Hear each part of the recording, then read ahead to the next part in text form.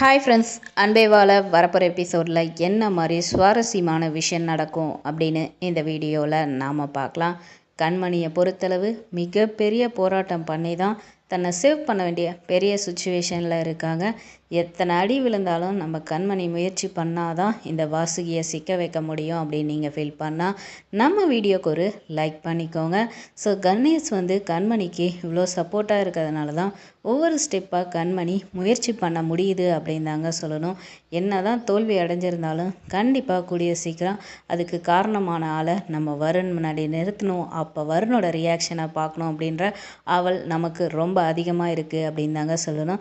அந்த டைமில் பார்வதி நம்ம பப்பு வருண்கிட்ட பேசுகிற விதமும் ரொம்ப ஆவல் கொடுக்குது அப்படின்னு சொல்லணும். ஸோ இந்த நிலையில் எல்லாமே தோல்வியாக இருந்தாலும் நம்ம கணேஷ் சொல்கிற வார்த்தை கண்மணிக்கு நம்பிக்கையை கொடுக்குது. அந்த வகையில் கண்மணி அடுத்தடுத்த திட்டங்கள் போட வேண்டிய சுச்சுவேஷனில் இருக்காங்க அப்படின்னு தாங்க சொல்லணும். இந்த வகையில் கண்மணி அவங்க அத்தைக்கிட்ட சில விஷயங்கள் பேசுகிறாங்க. கண்மணிக்காக எதை வேணால் பண்ணணும், எப்படியாவது உண்மையை ப்ரூவ் பண்ணணும் அப்படின்ற நிலையில் பார்வதி இருக்காங்க.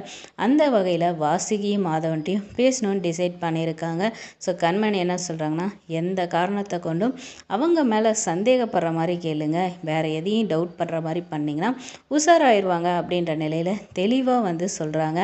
வாசுகினாவே பார்வதிக்கு சமகாண்டாவும் இந்த நிலையில் எதுக்குமா வர சொன்னேன் அப்படின்றாங்க.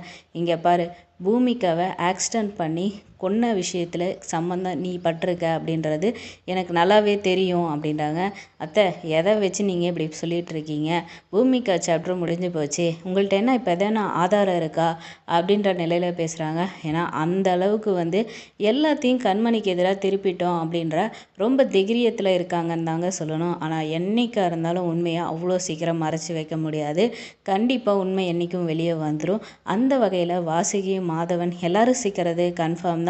அப்போ தான் வருணுக்கு தெரியும் இந்த எல்லாத்தையுமே கண்மணி வாட்ச் பண்ணிட்டு இருக்காங்கன்னா அதுக்கு பின்னாடி காரணம் இருக்கும். ஸோ இவங்களோட ரியாக்ஷனு, அடுத்த ஸ்டெப்பு எப்படி இவங்கள வச்சு மூவ் பண்ணுறது, ஸோ இவங்க என்ன மாதிரி ரியாக்ட் ஆக போகிறாங்க இப்படின்ற நிறைய பாயிண்ட்டுகள் நமக்கு கண்மணிக்கு அடுத்தடுத்து கிடைச்சாதான் அடுத்து எதை நோக்கி அவங்களால போக முடியும்னு யோசிக்க முடியும்.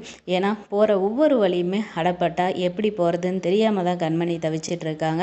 ஆனால் நல்லவங்களுக்கு கண்டிப்பாக நல்ல வழி கிடைக்கும். ஸோ கூடிய சீக்கிரம் கண்மணி தான் நினச்சதை நிரூபித்து தான் பண்ணுவாங்க. வெயிட் பண்ணி பார்ப்போம் என்ன நடக்குதுன்னு. இந்த வீடியோ உங்களுக்கு பிடிச்சிருந்தா லைக் பண்ணுங்கள், மறக்காமல் சேனலை சப்ஸ்கிரைப் பண்ணுங்கள். தேங்க்ஸ் ஃபார் வாட்சிங்.